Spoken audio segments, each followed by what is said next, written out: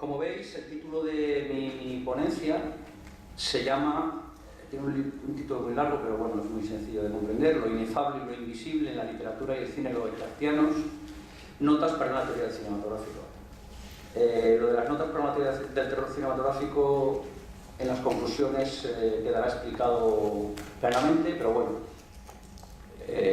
acabo de terminar mi tesis doctoral hace poco y entonces se ha roto un dique mental y el mundo se me ha abierto, y este es uno de los proyectos que durante toda mi vida académica he barajado, que es escribir una teoría del terror cinematográfico. Y bueno, este es el primer paso que doy hacia esa teoría, que espero ver cumplida antes de que me jubile, que no me queda mucho de todas maneras.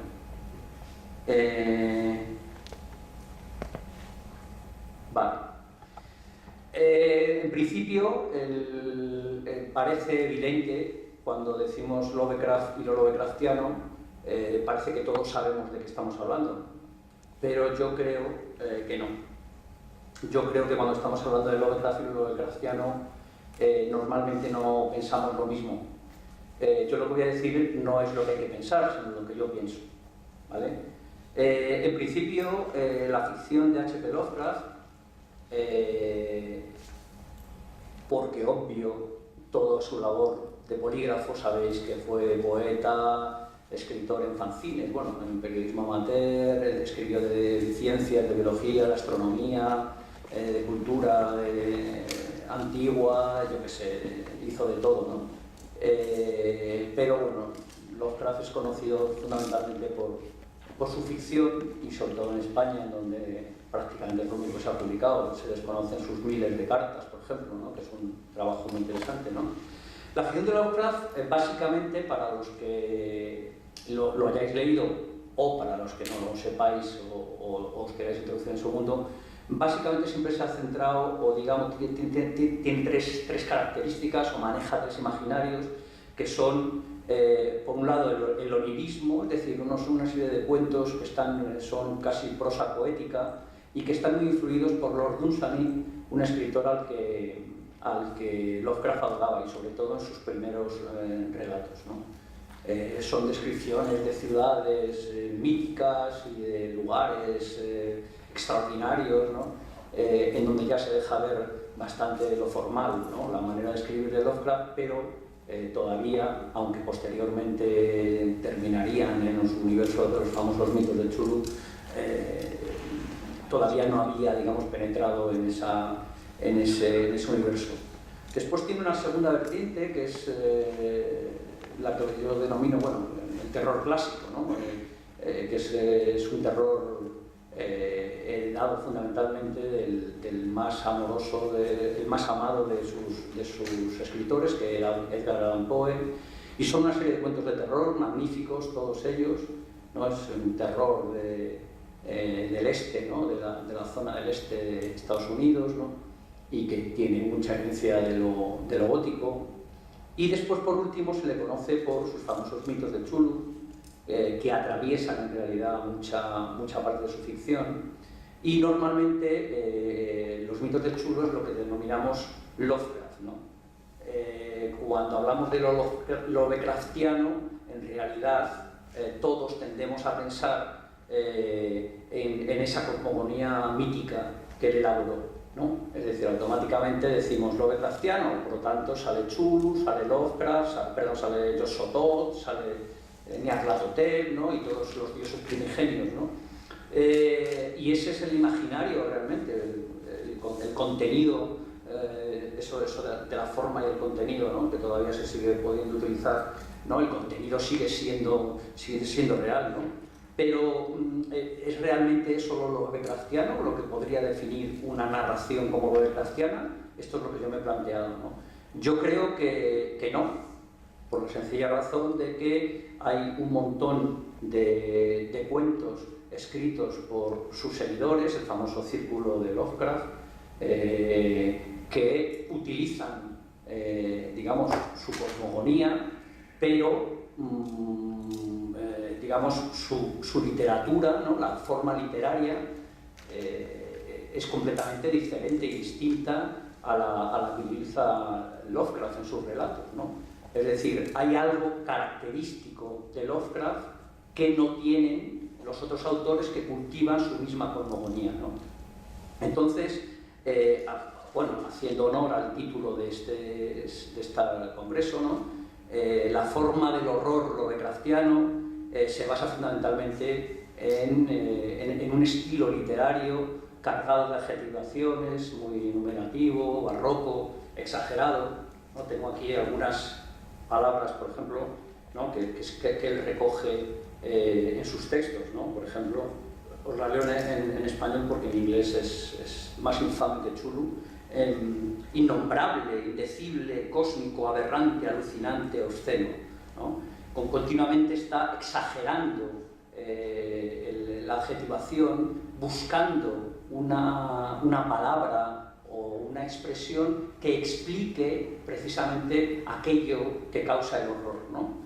Como, digo, ¿no? en esta ponencia, de como si no fuese capaz de nombrar lo que describe o ve el personaje, ¿no? Es decir, la sensación es siempre la de que no es capaz de decir lo que nos quiere decir. Esto es lo que yo propongo, en mi teoría, digamos, como lo puramente lovecraftiano. Es decir, lo inefable, lo que no se puede decir. Eso sería, digamos, uno de los primeros planteamientos que me hago a la hora de plantear esta idea de lo lovecraftiano y de su literatura. Pero hemos venido a hablar fundamentalmente de cine, que es la que más me interesa, ¿no?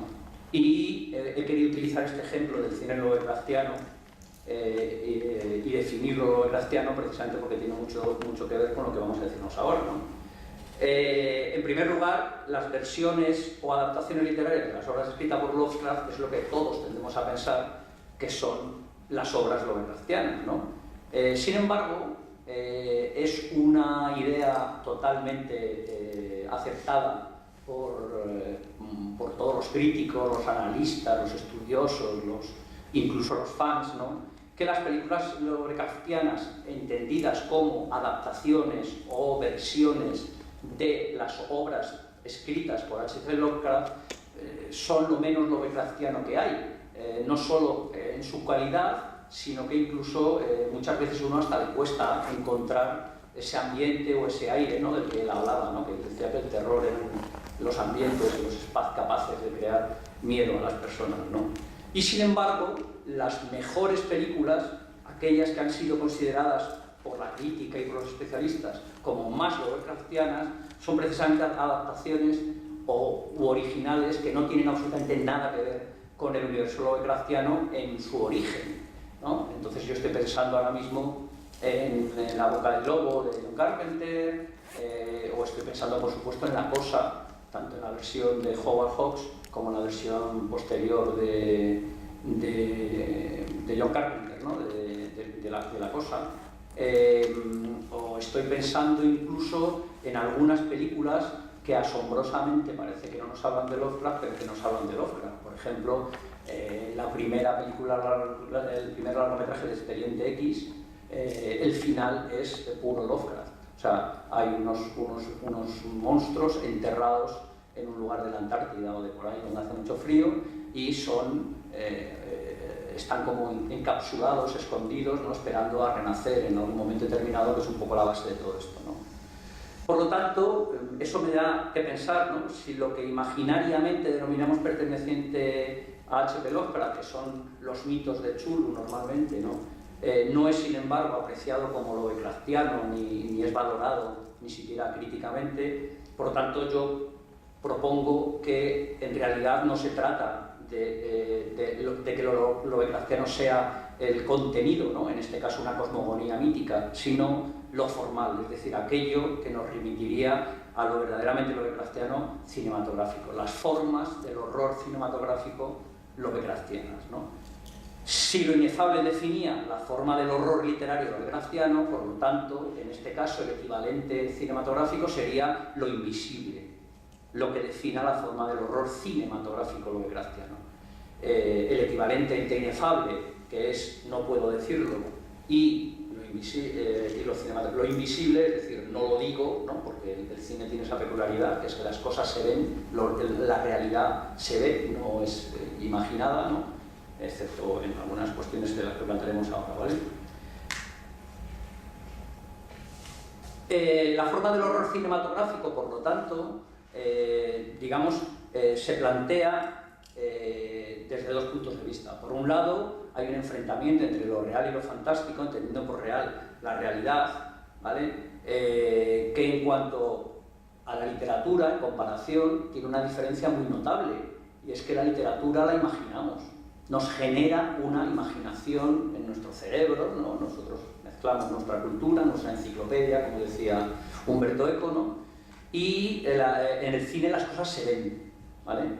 Y que las cosas se vean implican que para que nos las creamos debe de manifestarse mediante dos mecanismos puramente cinematográficos que son de puesta en escena, me refiero, que son la verosimilitud, es decir, que pensemos que eso de lo que nos hablan, el monstruo, el mito, el horror, lo que sea, es real dentro de la historia que nos cuenta, y por otro lado el proceso de identificación, que en contra de lo que la gran mayoría de las personas creen, no tiene nada que ver con que yo me identifique con el héroe.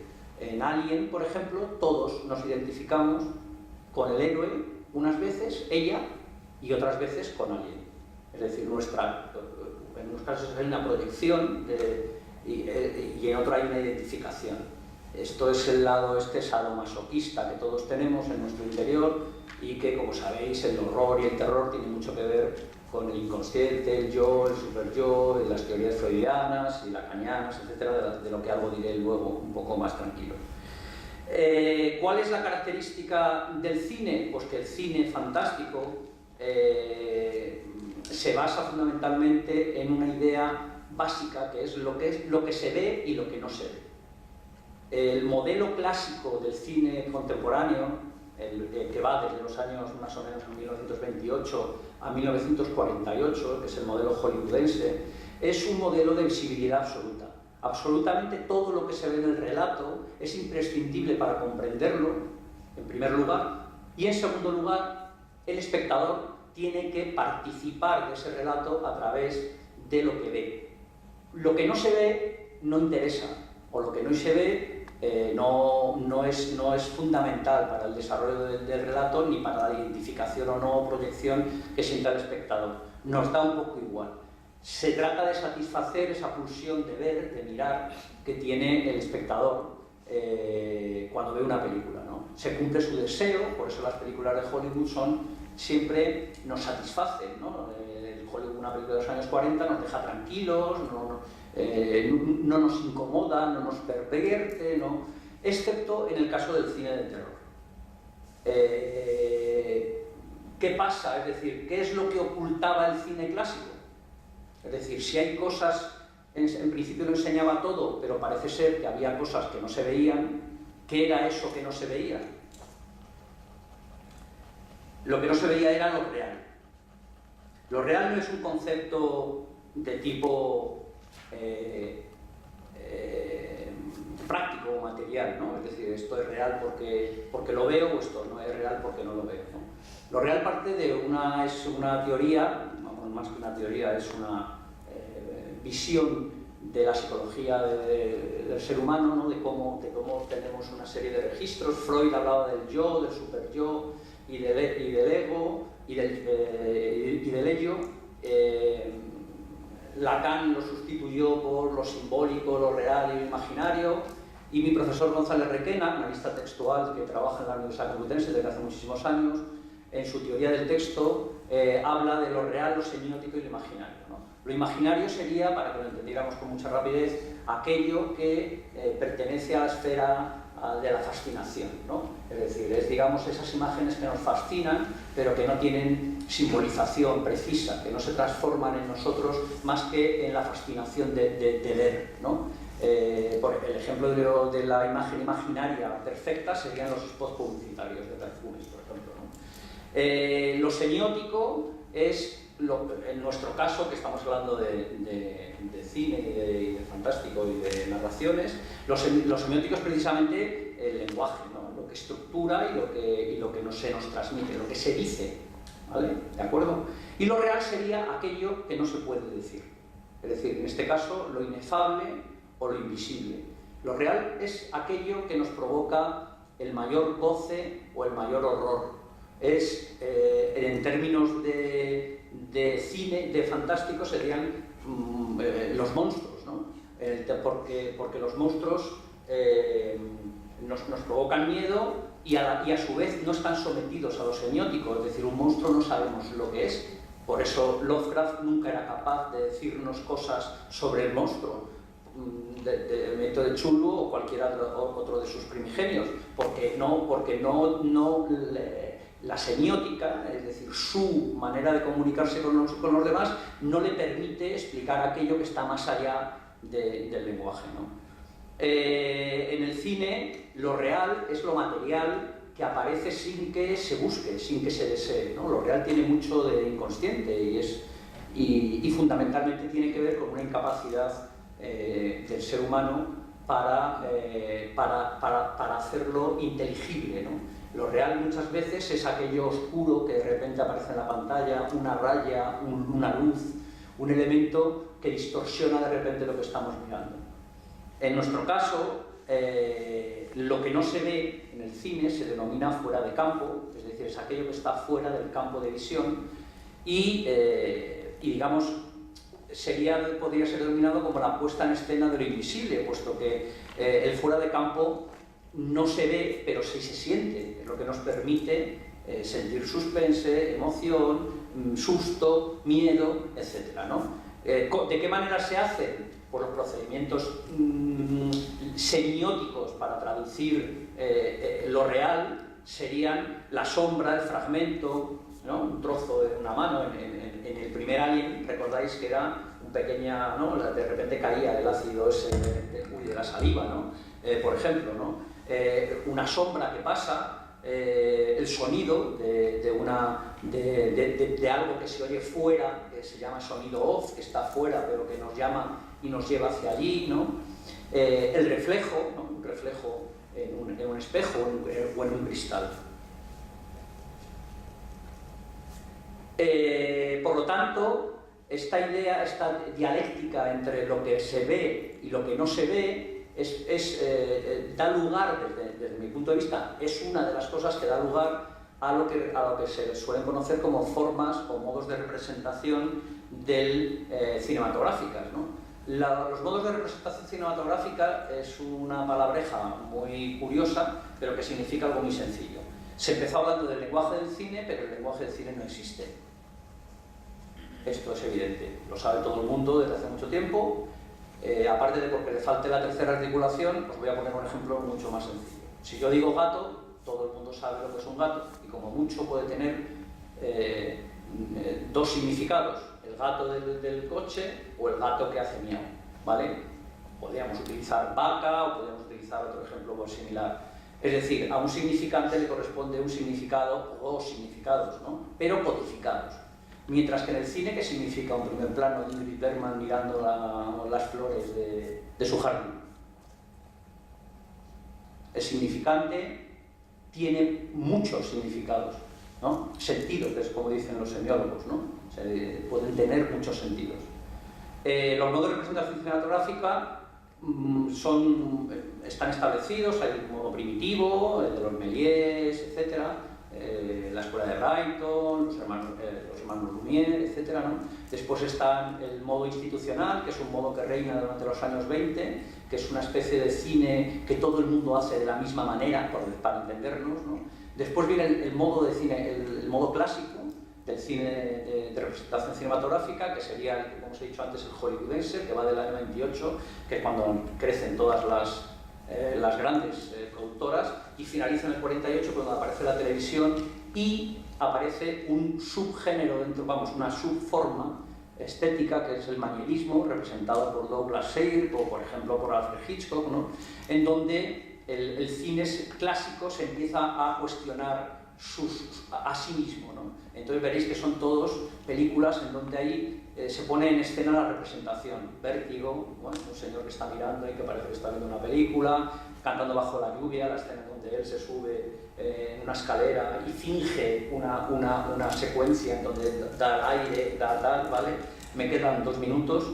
Y el cine posmoderno, que es, digamos, el cine que se acoge un poco a la ironía, que también tiene mucha variedad, ¿no?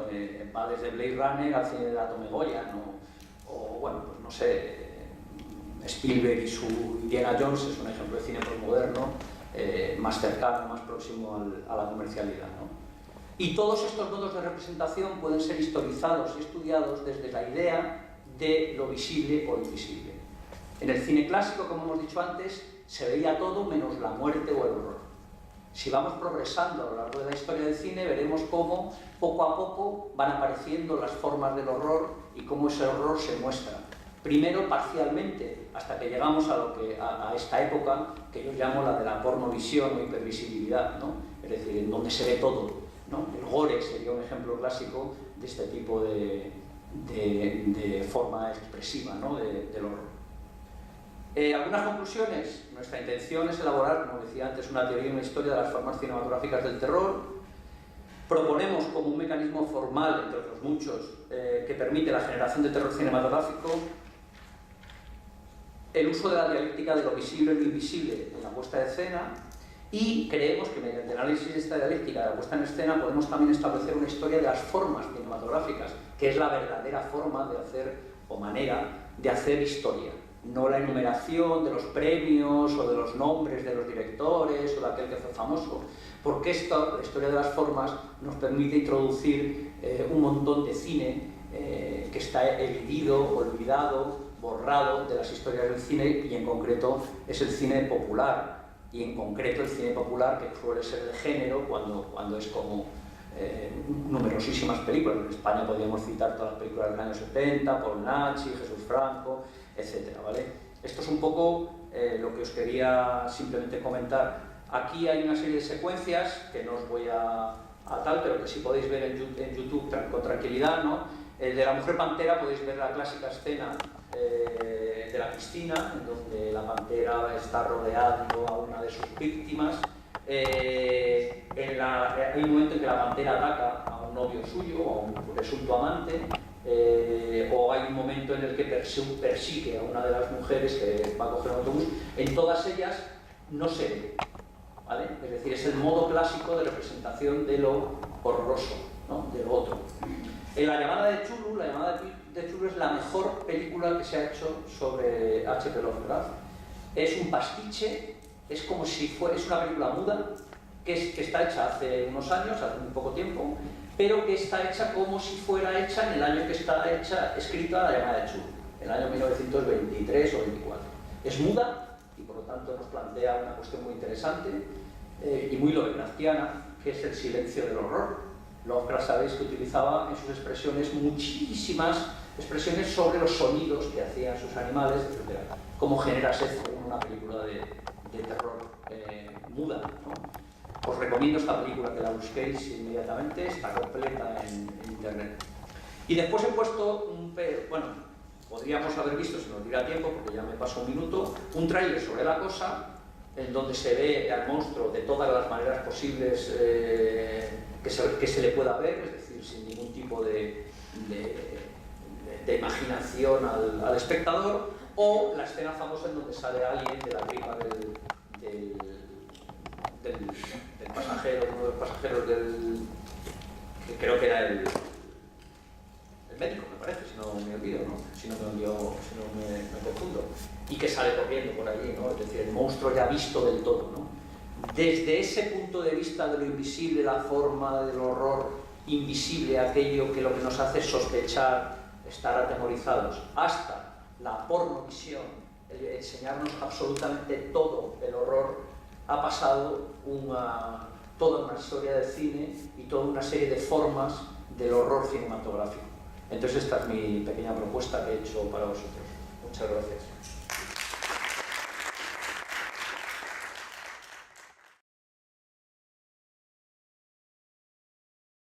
Buenas tardes a todos. investigación. Y bueno, teniendo en cuenta cómo este congreso lo centra en tratar líneas de investigación Lovecraft, y suponemos que su biografía y su legado literario, etcétera, está siendo abordado lo suficiente, vamos a pasar directamente a centrarnos en el serial titulado Herbert West Reanimador y su posterior adaptación al cine, Reanimator.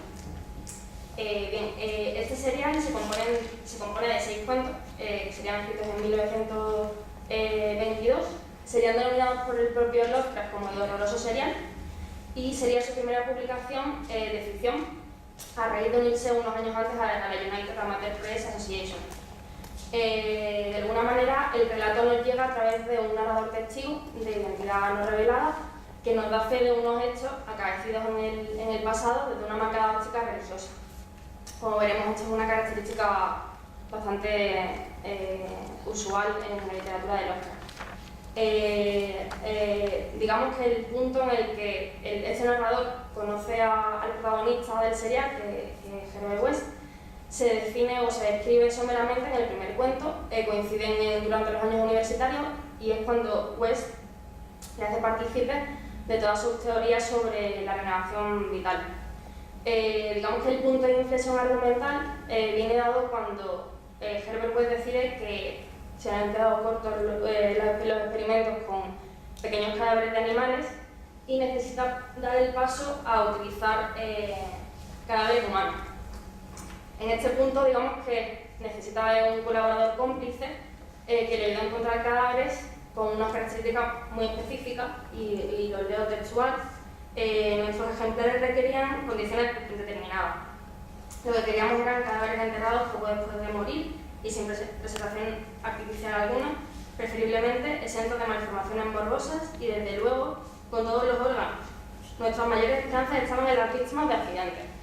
Por lo tanto, como vemos, digamos que la premisa argumental se centra sobre esta idea o esta figura del ladrón de cadáveres, que, como sabemos, tiene sus orígenes en la propia literatura de terror, encarnado pues en la figura de un Mad Doctor, que es un científico loco que está obsesionado con la investigación, digamos, entre los límites de la vida y de la muerte. Estos cuentos, digamos, que tienen una estructura muy similar entre ellos, ya que, digamos, que Lovecraft pretendía cada uno fuera independiente, por lo que al principio este narrador siempre va a hablar un poco de un resumen general de la historia, es decir, cómo conoció West, la naturaleza de la investigación del científico, para pasar, digamos, a definir o a describir un poco el punto donde están los personajes en la historia, y luego relatar cada uno de los experimentos que centran cada uno de los cuentos y su conclusión, o más bien sus consecuencias. Siempre suele tener un final cerrado, por lo que os comento de esta necesidad o esta intención de que cada uno se pudiera leer de forma independiente. Bien, en el otro lado de la moneda, digamos, está Stuart Gordon con su adaptación Reanimator. La inmensa parte de la filmografía de este director se adscribe al género de terror, y él forma parte, digamos, de la nómina de directores que a finales de los 70-80 renovaron un poco pues, todos los escenarios, iconografía, argumentos un poco del género hasta llevarlo, digamos, a su modernidad. Reanimator no sería la única prueba que trató de hacer Stuart Gordon de adaptar un relato de Lovecraft. Un año después de estrenar Reanimator, se estrenaría From Beyond, que aquí no llegó como resonator, su título. En la década del 2000 estrenaría una coproducción española-estadounidense titulada The Honest Está del Mar. Pretendió adaptar la sobre origen, y también colaboró en la primera temporada de esta magnífica serie que se llama Monster Horror, con un título que también ha adaptado un pequeño relato de Lovecraft titulado Tras las paredes. Reanimator, que se estrenó en 1985, digamos que participa de una línea abierta como unos 4 años antes por Sam Raimi, director de Pensión Infernal, que introdujo, digamos, humor o situaciones cómicas en escenarios y situaciones tradicionalmente asociadas al cine de terror. Digamos que de la contundencia o brutalidad de las primeras películas de esta etapa moderna del cine de terror, como La matanza de Texas o Las escondidas sin un ojo, se pasó rápidamente, digamos, en el plazo de una década, a la comedia e incluso a la parodia, aunque sin renunciar a todos, digamos, los lugares comunes del género. En Reanimator, el humor no viene tanto de la parodia, sino más bien de la introducción de situaciones totalmente surrealistas e hilarantes. De alguna manera, Stuart Gordon, que tiene un pasado, digamos, como productor teatral, estaba muy influenciado por el teatro de Gran Guiñol, y esto lo vamos a ver en esta película. En cuanto a la adaptación cinematográfica, así, a primer golpe de vista, vemos como el título del serial no tiene traducción al español, mientras que la película no, así que digamos, de alguna manera se juega un poco con esta ambigüedad, puesto que si no sabemos nada de la historia, no sabemos si Reanimator es una persona o es un ente sobrenatural o cualquier cosa descabellada. Según la clasificación de Sánchez Noriega, que nos, digamos, sistematiza una serie de tipologías de adaptaciones, en Reanimator digamos que Reanimator podría participar de dos tipologías de adaptaciones, según esta clasificación. Una de ellas sería la adaptación como interpretación. Son aquellas películas que utilizan, digamos, o que adaptan la esencia del original literario. En el caso de Reanimator ocurre así, aunque se contextualiza en otro espacio temporal, digamos. Y otra de las tipologías de adaptación que podríamos aplicar a Reanimator es la adaptación libre, que es utilizar el texto literario como esquema argumental. Sucede en esta película también, puesto que Stuart Gordon, digamos, que la amplía y la transforma, pero, digamos, sin ánimo de encorsetar el ejercicio que hace este director, podemos decir que Reanimator es una especie como de collage, puesto que cada uno de los cuentos van a tener representación en esta película, y digamos que los añadidos extra, digamos, o con respecto al serial, vienen determinados por una moda, la moda, digamos, del subgénero gore en esa época, o la intención, digamos, de conectar con el público más joven del momento de esta época. A nivel, digamos, espacio-temporal, como os comentaba, Stuart Gordon opta por contextualizar la historia en su propia contemporaneidad, es decir, en algún punto de los años 80. Según algunos críticos, esto es como una especie de ultraje al original.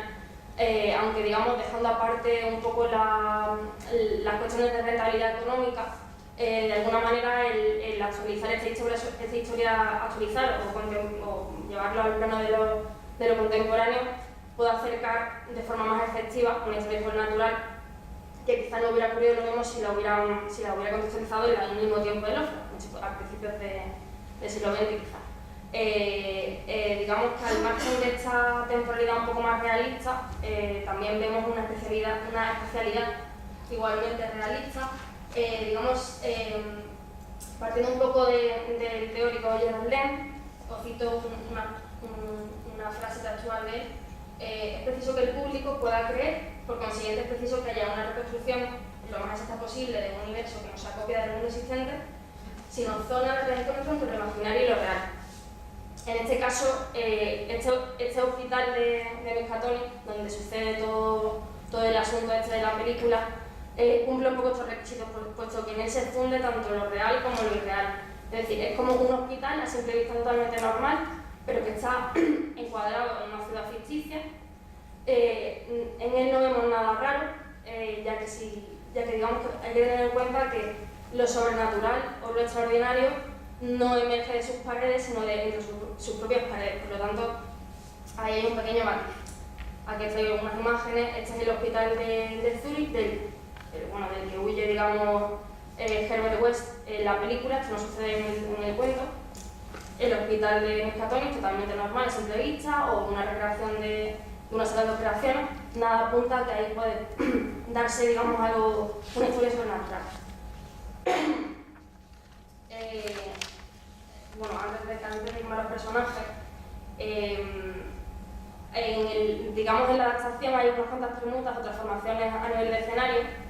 La que más me llama la atención es como, digamos, Stuart Gordon, digamos que en ese intento de llevarlo al plano de su propia actualidad, desecha por completo todos los escenarios que no son pocos, que utiliza Lovecraft en su cuento, en su serial, marcados o contextualizados en cementerios, un poco a la iluminación de las antorchas, todo lo que le gustaba a él, un poco en homenaje quizá de la novela gótica. Pues Stuart Gordon lo suprime por completo y, como os enseño, pues lo contextualiza en un hospital algo totalmente aséptico, renunciando de esta manera a que haya un guiño quizá el cine de terror más clásico o a otra imaginería que estaba un poco, difería un poco de la imaginería propia del género de terror en ese momento. A nivel de personajes, como comentaba, la novela, digamos que la narra este narrador testigo, que nos ofrece un relato totalmente subjetivo y valorando, digamos, la moralidad de las investigaciones del científico y sus consecuencias. Por otro lado, está Herbert West, el Herbert West literario, que presenta un comportamiento pues, totalmente materialista, no va intentando ser o emular al creador, como le ocurrió a Frankenstein, sino intentando simplemente comprobar y demostrar cómo el cuerpo humano es pura química.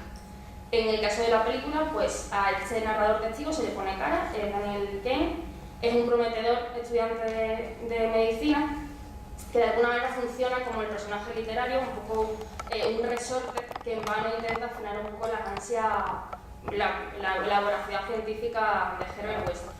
El Herbert West cinematográfico es un poco más repulsivo si cabe, porque vemos cómo no tiene ningún tipo de empatía hacia su compañero de laboratorio y no le importa, digamos, utilizarlo como un peón para alcanzar, digamos, el éxito de su investigación. Aquí los vemos, ellos, bueno, tanto Daniel Kane como Herbert West, en el ajo. Aquí están, pues, muchas de las situaciones que se dan en la película pues, son en la morgue, la hurtadilla, buscando cadáveres. Y en esta imagen vemos otros dos personajes nuevos, el de la izquierda, digamos, que tiene un paralelismo con un personaje que aparece en los cuentos, que es Alan Halsey. En este caso, bueno, en el caso de la obra literaria, era un médico y benefactor de la ciudad de Arkham, que muere en un brote de peste, y Herbert West y compañía deciden deliberadamente utilizarlo para sus experimentos. En el caso de la película, digamos que desempeña el papel de director del hospital. Es un hombre de férrea moral, por lo que de primera hora impide a West el acceso a la morgue. De esta situación derivaba por una de las escenas más hilarantes de la película, un cadáver que hayan reanimado, ataca al director, al final muere, bueno, es una situación totalmente surrealista. Digamos que él también funciona como resorte moral. El otro personaje, Cargill, el doctor Cargill, comparte con West por una línea de investigaciones similar y se enfrenta con él porque su intención es, digamos, robarle el avance de su pesquisa, y también a raíz de un enfrentamiento entre ellos pues se da nuevamente una situación totalmente descabellada, puesto que West ataca a este señor, lo decapita y la cabeza la reanima, en fin, esto da pie a la locura máxima. Otro personaje, y digamos que esto ya va bastante en contra de la literatura de Lovecraft, es Megan Hartley, que es, digamos, el contrapunto femenino. Como sabéis, Lovecraft no solía introducir personajes femeninos en su obra, puesto que no le interesaba meter, digamos, líneas argumentales a nivel o erótico o emotivo, aunque ella solo hace de mujer, digamos, ¿no? Porque es la hija del director del hospital, es la novia de Daniel Kane y es el amor platónico del doctor Cargill. Bueno, pues para concluir, y esto ya lo ha comentado el compañero en parte, en el caso de esta adaptación, vemos claramente como tanto el autor literario como el cinematográfico tratan de explotar las características propias de los recursos, de los soportes que utilizan. En el caso de Lovecraft, principalmente pues, la narración y la descripción, mientras que Stuart Gordon utiliza pues, el carácter visual intrínseco al soporte cinematográfico. Como sabemos, hemos comentado, digamos que Lovecraft explota esa cualidad abstracta de la palabra, describiendo situaciones, criaturas que solo podemos, digamos, concebir en nuestra mente, y de esta manera pues, genera unos retos muy introspectivos, donde se suprime totalmente el diálogo y con ello la acción. En este caso, es una especie de reflexión constante entre la religión, la ciencia, la vida, la muerte, etc. En el caso de Gordon, en esta influencia, como comentaba, del teatro de Gran Guiñol, digamos que va totalmente al recurso efectista y visual, en estos recursos aprendidos del teatro. añadiendo elementos sorpresivos que ponen de manifiesto cómo se puede saltar de una emoción a otra en la misma escena. Como comentábamos, pues no se suelen recordar con bastante importancia, digamos, las adaptaciones que han tratado o las películas que han tratado de adaptar los relatos de Lovecraft, si aquellos que han tratado de adaptar o que han adaptado lo que viene siendo el imaginario Lovecraft. Y tenemos ejemplos tanto en el cine como en los cómics, como en el mundo del rol, etc. Por esta cualidad por esto que decimos principalmente, aunque muchos han destacado que estas adaptaciones son un proceso de vulgarización, en realidad es un choque previsible entre las características de un soporte como es el cinematográfico con las particularidades propias de la lectura de Lovecraft, totalmente introspectiva y carente de acción. Por lo tanto, Stuart Gordon, siendo consciente de este choque, no arriesga y no trata de plasmar el terror o cómo lo concibe Lovecraft el terror, sino que adapta, digamos, los elementos esenciales de este serial, de este cuento, principalmente a nivel argumental, y de alguna manera transforma esta característica de introspección del narrador del serial en la focalización externa de una historia en la que no hay lugar para reflexión. También, como os comentaba, esto está justificado un poco por unas exigencias de género. En esta época, claro, este producto estaba pensado para la gente joven, entonces no podían presentarle al público joven un relato intelectual, cargado de reflexiones, un momento en silencio, por lo tanto, se abogó más un poco por lo explícito y por lo emotivo. Bueno, aquí traigo un par de imágenes para que veáis, y los que no conocen la película, que está plenamente encuadrada en el subgénero gore. Y para concluir, voy a citar la opinión del propio Lovecraft sobre la adaptación de sus relatos al género de terror cinematográfico radiofónico, que vertía una carta dirigida al poeta Richard Moss. Jamás permitiré que nada con mi firma sea banalizado y vulgarizado hasta convertirlo en la clase de tontería infantil que se ofrece al público de la radio o el cine con la etiqueta de historia de terror. Muchas gracias.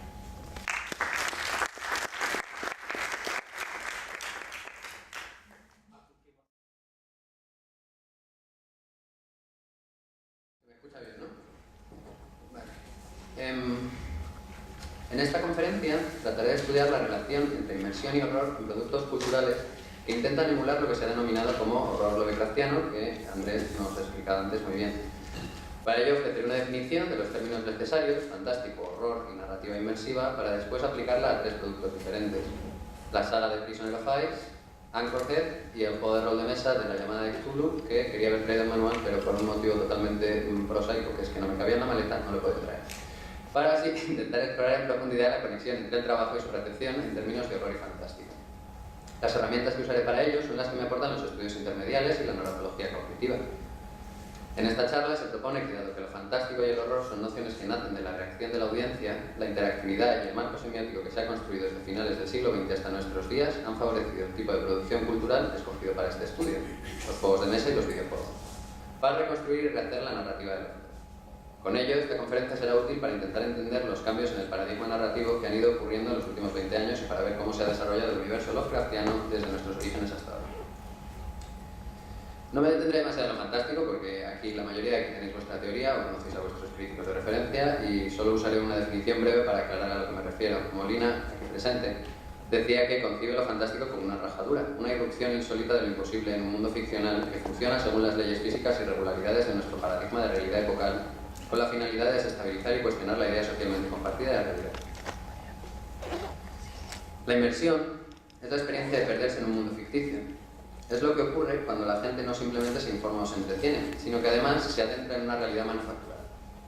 Tolkien, que creó uno de los cuentos más inmersivos del último siglo con su trilogía del Señor de los Anillos, describió esto como el estado encantado, el marco mental en el que estamos tan entusiasmados con una historia como para entrar en el mundo creado.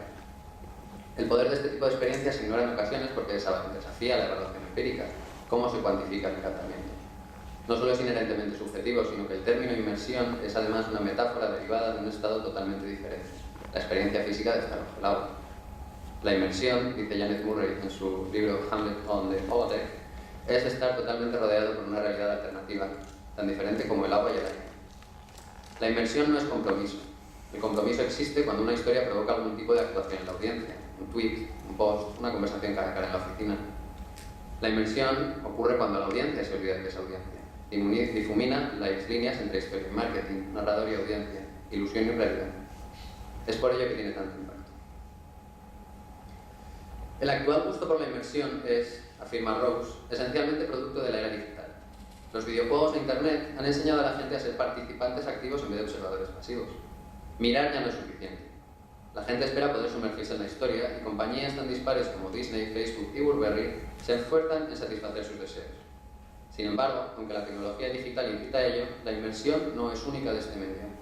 Y prácticamente cualquier medio es capaz de producir esta sensación de inmersión, como por ejemplo los libros o el teatro. Es por esto que la inmersión existe desde tiempos inmemoriales. Don Quijote, sin ir más lejos, va por ahí atacando molinos porque se ha sumergido demasiado en los cuentos de caballería y ha perdido la cabeza pensando que vive en una época pasada. Hoy en día, sin embargo, parece que el 3D será eclipsado por la realidad virtual, una tecnología más inmersiva que produce un ambiente simulado por un ordenador que se muestra a la persona jugadora en un casco totalmente aislado, donde el único estímulo visual está producido por esta tecnología. La demo de Juego de Tronos para el Oculus Rift, un casco de realidad virtual producido por Facebook, pone a la jugadora en una celda de hierro que asciende 700 pies el muro de hielo. Este tipo de cosas están muy alejadas de las narrativas televisivas, pero también tienen su lado malo. Ha habido gente que mientras probaba la demo de un juego para Oculus basado en la película que antes mencionaba de Alien, han arrojado el casco al suelo y escapó de la habitación entre ruidos. Se asume muchas veces que cuanto más avanzada la tecnología, más inmersiva es la experiencia, pero esto podría ser falso. Incluso en la realidad virtual, la cualidad inmersiva de una historia depende menos de la tecnología que de la capacidad del narrador de contar una historia. Nos sumergimos en la historia porque su manufactura toca en algún lugar de la naturaleza humana que va más allá del mero deseo del entretenimiento. En este tipo de narrativas, continúa Rose, la suspensión de la incredulidad resulta crucial, así como la autenticidad. Todas las historias requieren un contrato entre el narrador y la audiencia. A medida que el narrador cuenta la historia, su audiencia la conjura, incluso llegando a simularla en su cabeza si es que las teorías neurocientíficas de hoy son correctas. Para esta simulación, cualquier detalle es importante, o bien aumenta la credibilidad del mundo narrado o la reduce. A su vez, todas las narrativas inmersivas deben funcionar en varios niveles de profundidad. Los mundos intradigéticos no deben ser herméticos, ya que deben ser lo suficientemente porosos como para que la audiencia entre y salga de ellos a voluntad. Pero el elemento más fundamental para la inmersión puede que sea también el más difícil de conseguir: el susurro conspirador. El día en el que narradores y productores de entretenimiento podían decidir y dictar lo que la gente veía, escuchaba y pensaba, nos queda ya muy atrás, si es que alguna vez existió. Ahora, invitan a su audiencia al mundo que han creado y confían en que se quedarán lo suficiente como para hacer que su esfuerzo haya valido la pena. Decía Tolkien que la fantasía es una actividad inherentemente humana, pero como campanilla solo puede sobrevivir mientras la gente siga creyendo en ello. Cuando el conjuro se desate, la audiencia vuelve a la realidad. Para discutir sobre el término de horror Lovecraftiano, dice Rowan, debemos primero hablar del cosmicismo, una filosofía atribuida normalmente a Lovecraft, pese a que este no fue ni su artífice ni su único defensor. Para resumir rápidamente qué significa este término, diremos que tiene tres características clave. No existe una presencia divina reconocible, el cosmos y las fuerzas que lo habitan no se preocupan por la humanidad, y la humanidad es insignificante y no es ni la primera ni la última, ni una raza especial dentro del orden universal.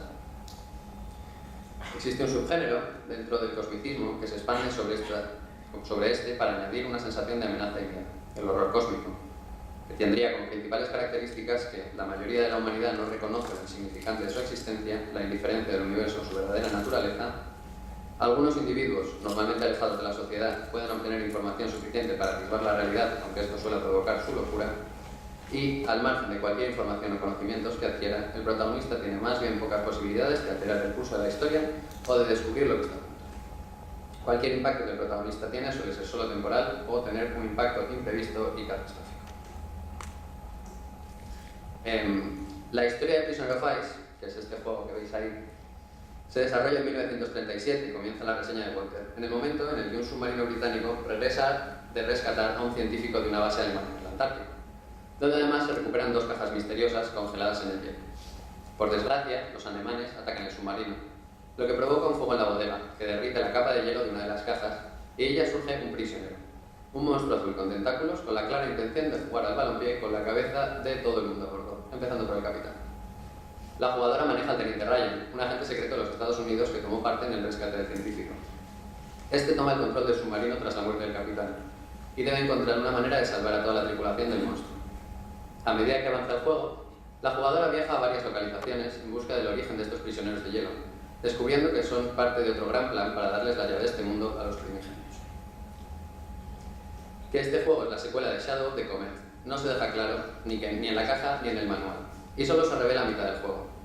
Mientras que Shadow of the Comet se desarrollaba en un pequeño pueblo de habitantes misteriosos y secretos ocultos, Prisoner of Ice se va moviendo rápidamente de un sitio a otro, y se centra más en la trama que en los personajes.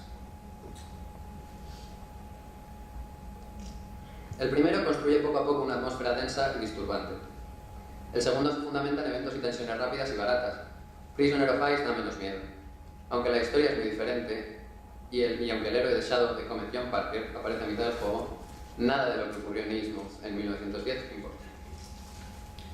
El juego pertenece a los mitos de Cthulhu, por lo que incluye rituales oscuros y hombres locos sedientos de poder cantando cosas extrañas en mayúsculas, y también monstruos azules que dicen "Rrrr", y fantasmas, y nazis, y traidores, y sociedades secretas, y viajes en el tiempo, y dioses mayas, y el cometa Halley, y una espada mágica, y el siempre misterioso lema cthulhiano de que no está muerto lo que duerme eternamente, y en el paso de los eones, aún la misma muerte puede morir, aparece mal citado 3 veces. No debería funcionar, no tiene una justificación lógica, el juego debería deshacerse bajo el peso de tanto cliché. Y sin embargo funciona, gracias al ritmo del juego. Desde el ataque del submarino hasta el ritual final, apenas hay tiempo para respirar, con cada situación amenazante siendo reemplazada con velocidad por otra. Esta tensión es la capacidad más sorprendente del juego, y debido a ella, la jugadora no tiene apenas tiempo para reflexionar acerca de los fallos en el guión, o incluso que los perdone en aras de la velocidad. Aún así, el precio de esta tensión es claramente una reducción de la dificultad. La mayoría del juego consiste en puzzles relacionados con objetos de inventario que no son especialmente difíciles. Otra parte del juego la constituyen los llamados Quick Time Events, que, aunque fáciles, generan más tensión. Esta es la manera en la que el horror se muestra en este juego. La jugadora ha de decidir rápidamente en un lapso corto de tiempo que provoca más inmersión, haciendo que ésta se sienta tan estresada como el protagonista, que se añade a la atmósfera de horror. Anchorhead es una historia de horror Lovecraftiano basada en los mitos de Cthulhu. Es una historia que comienza como un viaje niego y termina con múltiples capas de horror fantástico, con el universo dando vueltas. Está bastante bien escrito, se disfruta y tiene su dificultad. Los puzzles no parecen ser muy convulsos y cuando por fin se acaba deja a algunas jugadoras con la sensación de haber estado toda una vida en otro lugar, como uno de esos sueños imposiblemente largos que tienes durante horas, pero más lúcidos y más memorables, dice Magnus. La jugadora asume el papel de una mujer sin nombre que se muda a un nuevo pueblo, Anchorhead, con su marido, después de que éste herede una casa en la costa, de parte de unos parientes lejanos.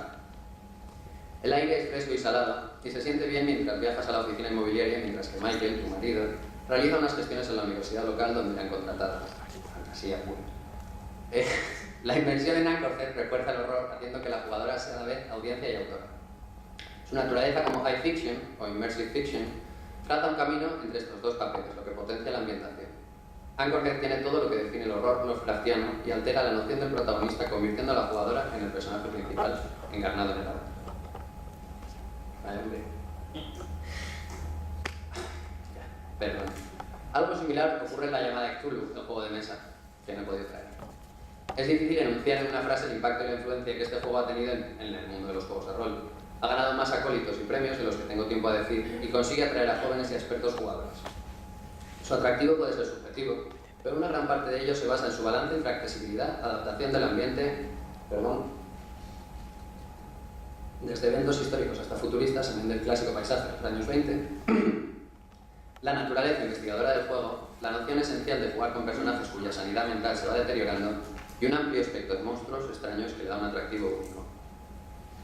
La séptima edición, la última, se vende en 2 tomos, el manual del investigador y la guía del guardián, aunque el segundo es el que incluye la mayoría de reglas y el primero una expansión de los suplementos de la quinta edición, dándole a las jugadoras más opciones para crear a sus personajes, así como una introducción a la América de los años 20.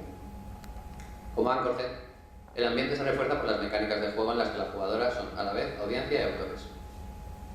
Es a través de nuestras decisiones, nuestra voluntad de arriesgar y sumergirnos en la narrativa, lo que potencia el horror Lovecraftiano. Para concluir, dejadme ejemplificar todo lo que he dicho sobre horror fantástico e inmersión, Bajo vuestras sillas, algunos he dejado una breve nota. Sois libres de hacer con ella lo que queráis, pero os aconsejo que la guardéis y no se la enseñéis a nadie. En ella debería aparecer vuestro rol dentro de un juego. En la mayoría de papeles aparecerá que sois civiles comunes, pero algunos habréis sido visitados por los primigenios y quizá quieran que convirtáis al resto. Hacerlo o no depende de vosotros, pero recordad que incluso vuestro amante podría estar planeando acabar con el universo. Si decidís sumergiros en esta narrativa, podríais experimentar el horror Lovecraftiano mejorado por vuestro compromiso y vuestra inmersión en él. En conclusión, y ya para acabar, sé que he sido breve, pero bueno, el horror requiere una relación cómplice entre narrativa y audiencia en la que el autor no juega ningún papel real. Y la sensación de horror, en estos tiempos que corren, ha sido revisado y potenciado por la inmersión de la audiencia, sino completamente provocado por ella. Muchas gracias.